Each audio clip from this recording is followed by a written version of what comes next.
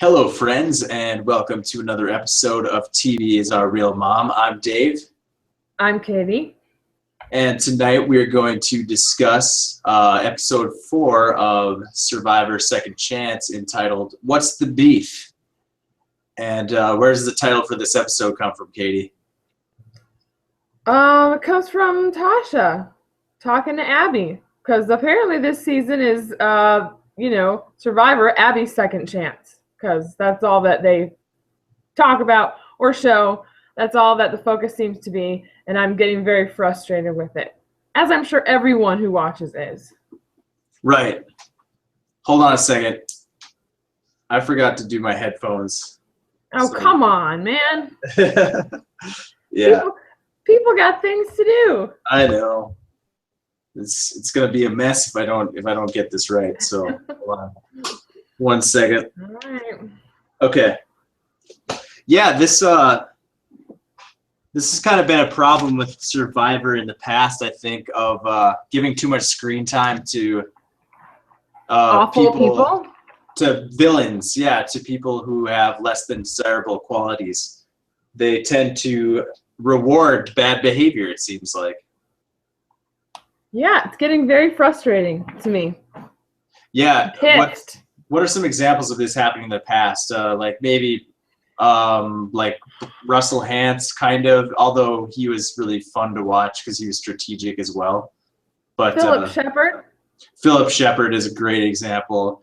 And maybe Brandon Hantz is a good example. These are people who people see early on goat potential in them. Potential. When there's way too much game left to be played, and somehow these people, they get a sense that they themselves are so important to the tribe, when really people are just trying to keep them around because they know it's someone good to take to the end. But you can't be thinking about that when your tribe's getting decimated challenge after challenge.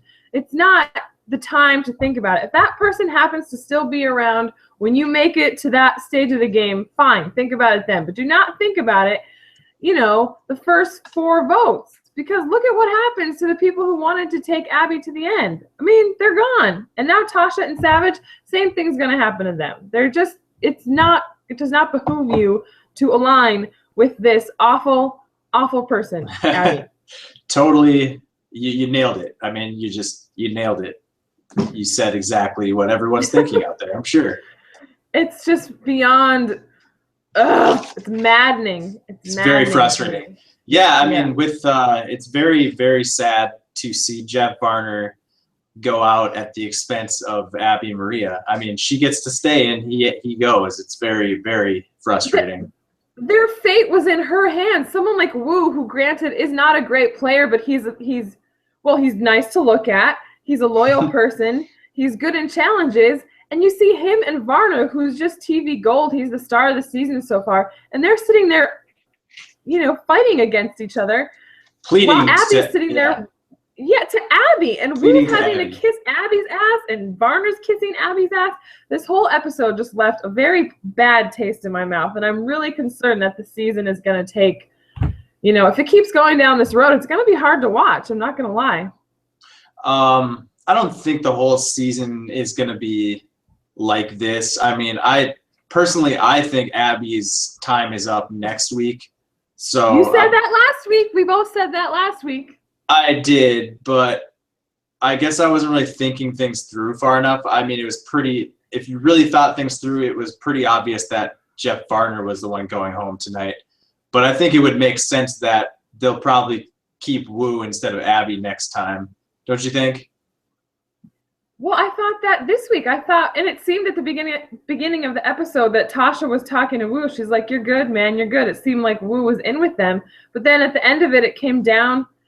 I think maybe they wanted Varner out. And because Abby was just talking about getting Wu out, it became more of a thing than it was. Because Abby, the tribes, doesn't matter to her. It's all about Abby. It's like, oh, he's written my name down twice. Varner has been loyal to me. She's not thinking about the tribe. She's only thinking about it in terms of her and who has written her name down. And so it became this big thing of Wu versus Varner, when I think the only reason Wu was in the equation was because of Abby being a whiny little bitch like she is. Yeah, I mean, there was part where Cass like rolled her eyes to the camera while Abby was talking to. Yeah, I'm sorry, Tasha. Yeah, same scene. That was off. They're both from Kage Brains. They're very different, though. Yeah. Yeah, Tasha rolls her eyes to the camera because she's so annoyed with Abby. But, yeah, I totally agree. I think this was more the producers like kind of pushing things like, okay, Jeff Varner's obviously going home. Who are we gonna make everyone think is the other option? Can you guys tell us why Wu is a, like, I think that's what was kind of going on there. I think it was pretty cut and dry that Jeff was the one going home. But I've never seen, even after Probst said it's time to vote, after he said that, Wu, of all people, was still pleading. So he must have been, or maybe Wu is just that simple that he really thought he was in trouble, and Abby could have easily changed her mind and brought it to a tie. You nailed it. Wu is that simple. He didn't realize that he was good. He's like, he was scared. He was scared, man. They just had him, like the production got him scared. Everyone had him scared, and he was. Yeah, he's never been in that spot. Exactly. You finally got to see Wu, like, oh, I guess Wu actually wants to win, like, because he was fighting for his life. So it was nice to see. Yeah, them fighting. Fun to see. It was fun to see him actually trying. Yeah. I did get very frustrated at Varner at Tribal Council. As much as I wanted him to stay, in the moment, I was very annoyed by his, oh, Wu, but you've written her name down twice, and she's just this beautiful, saintly person, and I love her so much. And I was like, Varner, no. But that's what Abby likes to hear. Did you see her? She was like, oh, that was such a good pitch. Yeah, can't you respect that?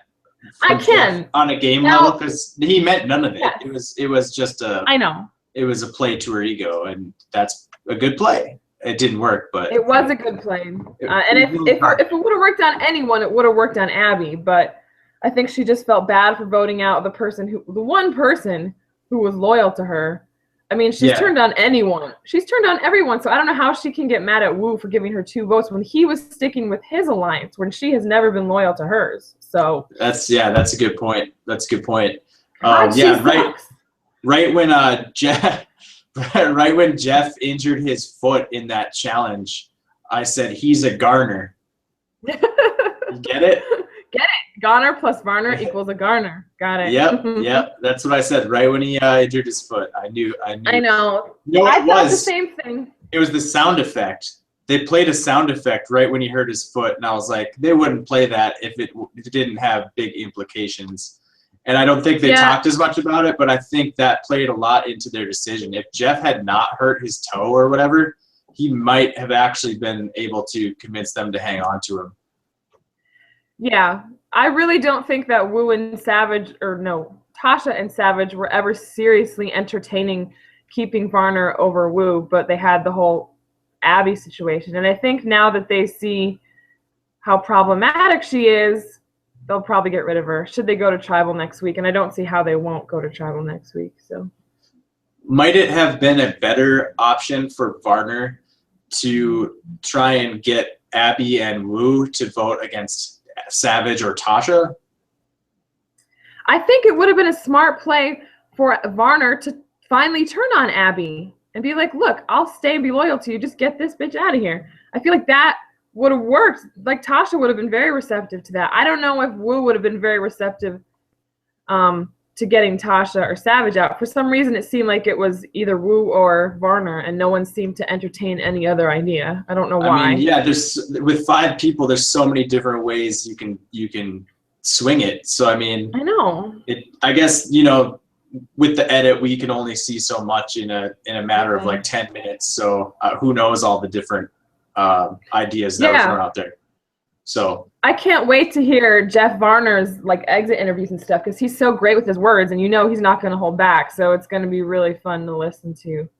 Yeah, I think whoever is interviewing him is going to have a tough time, like keeping him from spoiling things, like because he's going to want to reveal all, and it's like you can't tell us everything, Yeah, but they're under contract. They can't give that stuff away. Yep. So yeah, well, let's talk about some other stuff from the episode. Like I guess we'll kind of go back closer to the beginning of the episode and talk about maybe Bayonne for a bit. Right away, one of the first things they show in Bayonne is Steven laying in the hammock, and he's like waking up, and he like does some like buffoon like. They're really making him look idiotic, aren't they? I know, like the Dodo edit thing is really getting played up with him. Did you see at the end of the immunity challenge when like Probst gave the idol to someone and he like reached around like he wanted to grab it, but they didn't see him, and he was like, "Oh, okay." Yeah, they're showing really they're showing every part they can that makes him look like an ass, basically. Yeah, it's crazy. It's weird. I don't know why they're doing that, but I did like how Jeremy said, "Oh, I'll be your JT." Yeah, so, that's good for Steven, or not really so much. I don't think Steven's looking to be Steven again. I think Steven wants to be the JT. I think he's trying to fix those mistakes. So if he heard that, he'd probably be like, "No, I'll vote you out." He doesn't know that Jeremy has an idol. Well, look how far he got. Look how far he got with JT, though. I mean, why not? Yeah. Why not go play the same game with a new JT, and then just there's one thing you do different. You cut JT sooner, like at 4 or 5 or something like that. You know what I mean? Yeah, but I don't think he wanted to cut JT that soon. I think he wanted to cut him at Final 3, but he clearly didn't bank on JT winning that final immunity. And had Steven won it, he would have cut him. But yeah, I know. But how did he not bank on JT winning that immunity? I mean, I don't know. But that's the thing. Maybe he doesn't want to. I don't know what he's thinking. But he could play the same game again because he was deserving of a win. He just, didn't own his game enough or didn't like say the right things at the final. Yeah, I don't remember his tribal speech or his performance there. It'd be fun to go back and rewatch that because I really don't remember what. There must have been something about the way he presented himself in tribal that messed things up for him. Well, and besides, JT was so loved. I mean, you can't undo that. You know what I mean? Like Steven was too socially awkward, at least when compared to JT. And they're making him look that way again. So if it's gonna, I don't know. He needs to take someone equally socially awkward. Maybe take Spencer. I don't know. That part. Yeah, no. Steven's got. It's going to be a tough game for him to win. I'm not sure who he can take. I guess maybe a goat or maybe like an Abby Maria. If Steven can get there with Abby Maria. I mean, that's Steven and Abby? That's the weirdest final ever. Well, Steven would probably win that way, though. Yeah, but it'd be bizarre. The circumstances that would lead to that final are, interesting, I'm sure, but unlikely. Well, Abby has a really good shot of going really deep into the game, I think. No, unfortunately. Don't say that. I know. I know this is like, it's just a prediction. And it's like it hurts me to say it, but don't say it. Don't put that out there in the universe. But Rob from Rob Has a Podcast talks a lot about if one tribe gets decimated, whoever's left over usually goes pretty far after that because they're a swing vote. Unless that person is Abby Maria, they will not take her. Yeah, she could be the exception to the rule because they will get so sick of her. But look at Stephanie from Palau. She was one of the first ones gone after the merge. Yeah, that's true. I mean, it doesn't always happen. So yeah, let's hope for that. Yeah, and actually, let's hope she doesn't even make it that far. Let's hope she's not the last one standing over there. That would never happen. Yeah, that would be absurd. Because it would have to come down to like a fire making challenge, and Abby can't do shit, so she wouldn't do it. She would fail. So remember a couple of weeks ago when you were saying how much you hated Andrew Savage? Yeah, I was cheering for him tonight. I gotta say. Go ahead. I was gonna say I also said the only way I could cheer for him was if he was an underdog, and he was today. So that's why I was cheering for him. Yeah, totally. And I actually physically yelled out like when he won for Encore. I was pretty excited for him. I felt very happy for them because I don't like Savage that much, but I like him better when he's in this situation. It's very easy to cheer for an underdog. It just goes to show, it doesn't matter how douchey the person is, probably. If they're in that situation, you'll probably cheer for them, unless they're Abby. I wasn't cheering for Abby. I was kind of wishing they would exclude her from the barbecue because she didn't deserve it. But I was cheering for Savage. So anyone else other than Abby, yeah, I'll cheer for them when they're in a crappy situation like that. And I felt very happy for them that they won. Yeah, Encore in this, that's something we should definitely talk about. Encore in this episode just had it really rough. I mean, they looked like they were all just gonna die, like just fall over. Like they looked like they were really struggling out there. Yeah, and I have to say, I don't really think it's fair. Maybe we talked about this before, but I mean, I like the expansion idea, but it's really unfair. I feel like they should have given them something, you know, and not give them such a crappy location for their beach, because apparently they have to hike like up a huge hill just to get to the challenge, you know. Yeah. And I don't think it's fair. I mean, it should have been like a challenge. Okay, the losing tribe goes to the crappy beach. It was just random. Oh, you guys just got the crap draw, so you're going to this crappy beach. I don't think it was fair. Yeah. In a way, I kind of like it. I agree. It isn't fair. But no one ever said Survivor was fair, and survival in real life isn't fair, and it is sometimes a roll of the dice. It's natural selection, and that's kind of cool that they throw that into it. Like, your game is going to have to, as always, your game depends a little bit on luck, you know? Uh-huh. So in that sense, I kind of think it's cool. But yeah, it definitely is not fair. That's for sure. That challenge, though, was really tough on Encore. They basically they couldn't even finish it. No, they were sleeping on the blocks. They were tired. Yeah, it was bad. I mean, I couldn't imagine the way Andrew Savage was talking at the end of that challenge. I know. I was like, God, is he okay? Someone like check if he's gonna have a heart attack or something. Yeah, well, he probably was pretty damn close. They're lucky, man. Like, yeah, he was brutal. He was not in good shape, and a lot of people took pretty bad hits. It looked like Spencer was screaming in pain. Spencer's leg. Did you see that? Yeah, it was brutal. Yeah. Oh my God, that was bad. But yeah, one thing I thought about though with this was, this is kind of the way the old Survivor was, or more of the older seasons were more like this. That they were all, a lot of them got really bad, like really brutal as far as living conditions, and how they were able to cope with that. I think things were a lot tougher back then, and it's, as messed up as it sounds to say, I mean, it's kind of cool to see them bring back some of the harshness of the elements and making it really hard on these like new school people that, but poor Andrew Savage, he's old school. Pearl Islands probably wasn't all that easy either. So. No, and it just sucks to see it in comparison to how good the other two tribes have it.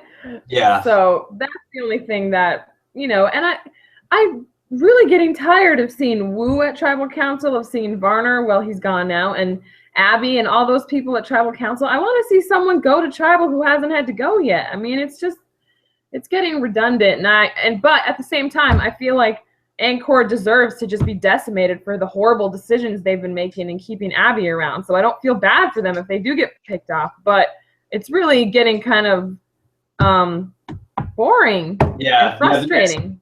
The next couple episodes are probably going to be a little rough. It's going to be like one of those seasons that starts out really kind of tough to get through because it's predictable, it's boring, and you're seeing a bunch of people over and over again that you want to see. We want to see more of what's going on elsewhere.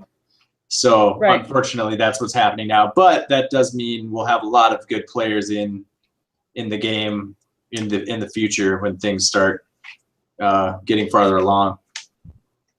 Yeah, but I mean, you're not going to see a merge. There's going to have at least be like 5 more people eliminated before they merge, right?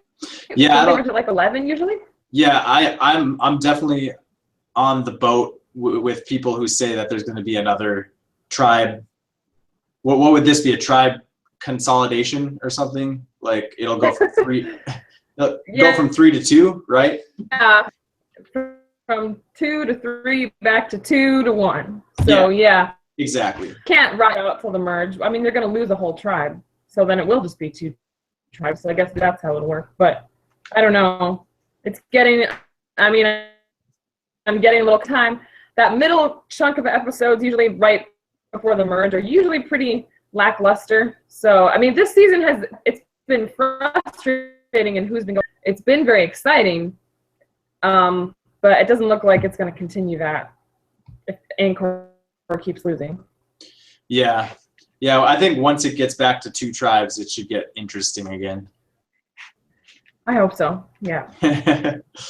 So some other memorable moments from this episode. Cass has a pretty interesting moment in this episode. They're playing right into my prediction that Cass is going to have this arc of changing to be more of a people person to help her game and take her far into the game. What does she do in this episode, Catie? She took beads from something and she took a little box where they got their new tribe buffs, and she started making something, and Wentworth, who's a sneaky person herself, immediately suspected her of making a fake immunity idol. And then she snuck up on her, and Cass told her to go away. And I was like, oh, bad move, Cass. But then it turns out that she was making a birthday present good luck charm for Kelly Wentworth, which I think was an excellent move for Cass. And I think that she is doing what Abby Maria should be doing, but is completely incapable of. And maybe she's smart enough and secure enough to change the way people are seeing her. She's not changing herself. She's just, maybe ultimately she will change as a result, but she is changing the way people view her. Because Kelly, that was a perfect example of it. She's like, oh, she's the sneaky person, and then she ends up getting a gift out of it, so her perception of Cass maybe not changed a whole lot, but probably was changed a little bit. Whereas Abby's just being the same old Abby, just whining about people writing her name down twice, instead of trying to work hard and get people to see her as something other than she is. So. Very true. Very true. But that actually brings up an interesting question. What would it be like if Cass was on Anchor and she was deprived of all this stuff? Do you think she would be, you think if she wasn't eating well and she was on a tribe with some less than desirable people, you think she would still be behaving this way, or do you think she would be Chaos Cass again? I think Chaos Cass comes about when she's threatened. And I think Chaos Cass, if she were on Anchor, instead of Abby or with Abby? Instead of Abby. If she were on Anchor, I don't think they'd have as many problems, because she can keep a lid on that shit. Excuse my language. I'm sorry. I'm very frustrated by this episode. You can swear on this. You can swear on our show, Catie. Okay. Well, we never really established that, so okay. This is an adult show. Right. But anyway, yeah, I feel like Cass, maybe there would be a better chance of it erupting over there, but I think she's really taking the lessons from her first season to heart, whereas Abby just said she was going to, and she's not. She's even worse than she was on her first season, I think. So yeah, I think pretty bad. But I don't think she'd be quite as cuddly on Anchor as she appears to be on Takeo. Yes. I think we need to talk about Monica and Spencer, because I feel like that's going to come into play. If not, yeah, that was weird. If not in the next episode, it's going to come into play. Within the next 2 episodes, this will come to a head, because they don't just put this. They have so much camera footage out there. They don't just put stuff like this in for no reason, Right. Like, so what do you think's going to come of this? To me, I mean, it seems like Monica's being sneaky and trying to pull something off, but in my head, I'm thinking that it doesn't bode well for Monica. I totally agree. Because Spencer's making inroads, and he already has an arc. They've already given him an arc, and that he's growing, just like Cass. He's trying to change. Yeah. Whereas Monica, we haven't heard a peep from since, I think last week she had one, boring confessional, and before that we didn't hear from her since episode 1. So for her to suddenly be like, I think Spencer needs to be the first to go, when Spencer has been getting this edit all along. I don't know. For some reason, it seems that that's going to come back to get her more than it's going to hurt Spencer. I don't know why I think that way. No, but you're exactly right. As far from a perspective of reading the edit, I feel like you can kind of predict that Monica is now gunning. They've told the story that Monica is gunning for Spencer, and what's going to happen is she's going to run around planting that seed in people's brains, and they're going to be like, "I like Spencer. Let's get out Monica." So I think that's what's going to happen. Unfortunately, she was my pick to win the season. But the more as the season goes on, it becomes more and more obvious that that is probably not going to happen. So well, does it happen, you know, in seasons where you don't hear from the winner until like episode 4? Has that happened before, or do you usually hear from the? I think usually at this point, 4 or 5 episodes in, you have to have started painting a picture for the winner. And well, that doesn't bode well for people like Kimmy and Kelly Wigglesworth either, because I forgot they were on it until Kimmy was screaming at people on the challenge. Yeah, I don't think they stand much of a chance either. But you never know. I like that Survivor tends to do a pretty good job of trying to change it up every season as far as the edit. You don't always know by the edit what's going to happen. So I guess we'll see. But yeah, it doesn't bode well for Monica, I don't think. In the preview for next week, they showed Kimmy getting very angry about something and calling someone a snake in the grass. And in my head, I'm thinking she's probably talking about Monica because they set up that little, or it could be Wigglesworth too, I guess. I couldn't remember what tribe Kimmy was on. Is she on the same tribe? Is she on Bayonne? Yes, she's on Bayonne with Wigglesworth and Monica. Yeah, I think she's talking. I don't think there's any question she's talking about Monica there, and so I think you could very well see, if I had to make a bet, I'd say Monica's probably going home next week, I guess. You think that Bayonne's gonna lose? That's a good point. They have to lose to get to tribal. So no, they have to get last. Yeah, that's what I mean. That's a long shot. But it could happen, and if it does, Monica is screwed, man. She is screwed. She could have been talking about Wigglesworth because they were already, you know, planting seeds about, okay, if we lose, you Spencer, are you okay getting rid of Kelly Wigglesworth? And he was like, yeah, I'm fine. I had forgotten about that. Very good. That could be true. But I feel like if Wigglesworth has any kind of relationship with someone on that tribe, it's probably Kimmy, who was on the season right after her. You know, their seasons 1 and 2, so they must have had some kind of interaction in the past. But yeah. So I guess we'll see what happens with that. Any other moments or anything you want to talk about before we wrap this podcast up? We talked about Takeo. I guess we talked about Cass. There's really not much to say other than Cass. I was surprised that they didn't pick Joe to run the hero challenge, that they picked Terry instead. And in my head, I'm thinking, oh, that's smart of Joe. He doesn't really want to be as big a target, and winning this, which he would have done, would have made a big target of him. But then in the immunity challenge, he goes and like carries these huge blocks by himself, blindfolded, somehow not running into stuff. So that was even worse, I think, than maybe doing the hero challenge. He came off a hero anyway. He continues to be Joey Amazing. I know, and it really, he's not going to the end. I mean, you can't downplay it, I guess. You are who you are when you're that good at everything. Yeah. But no one's going to take you. No one's going to take you. Yeah, and then your only hope is winning every immunity, which is basically impossible, pretty much. Yeah. So. Well, Mike did it last year. Not everyone after the merge, right? Well, once Joe, I think he won 5. 5, yeah, but so almost all of them, I guess. That's a lot. This is what I'm saying. It looked like in the preview for next week that all the Takeo, other than Keith, which I find weird, were saying they're going to be final 5. And in my head, I'm thinking, you do not take Joe to the final 5, because that's very easily doable for him to win all the immunities down to the end. So I thought that was weird. Were they serious about that?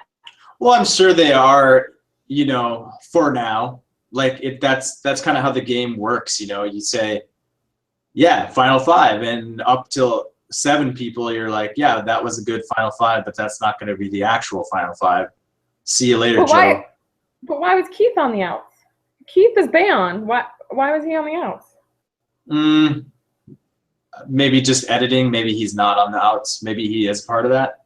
Yeah, I hate trying to read the preview because it really doesn't give you all that much. But I like Keith. I want to hear more from Keith and less from Abby. He's at least funny. Yeah, Keith is a funny guy. He's good in challenges. I mean, I like Keith. He's pretty cool.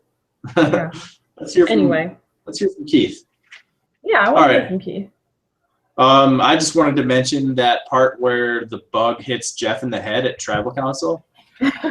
Was that a bug? Was that like a giant? I think so. Grasshopper or something like that? Yeah, I think it was like a giant, roach or whatever kind of jungly bugs they have out there. Yeah, I mean that was like insult to injury, man. Like, yeah, he's getting voted out. He had a bad day. Yeah, he had a bad day. Bad day for Jeff Varner, and we are very sad to see him go because I'm so sad. I wanted him to go all the way, and I feel so bad he waited 15 years to come back.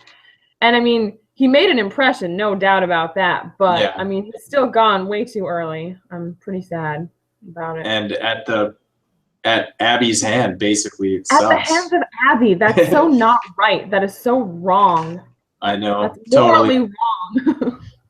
Totally. So, predictions for next week then, Catie? I mean, it all depends on who wins. It's hard to tell from the edit or from the preview. I mean, I guess you got to say that Ancor's going to lose again. And if they do, Abby's going home. But I said the same thing last week. So let's hope it's real this week. I'm going to go ahead and say Bayonne is going to lose, and it's Monica. Monica goes home. All right, we're losing. Actually, no, we lost a dude tonight. I was going to say we're losing a lot of girls, but it's even right now. Never mind. Okay. All right, cool. And what was it? MVP? We got to pick an MVP for this episode? I suppose. Who's your MVP? Oh, man, I haven't thought about it. Do you have anyone off the top of your head?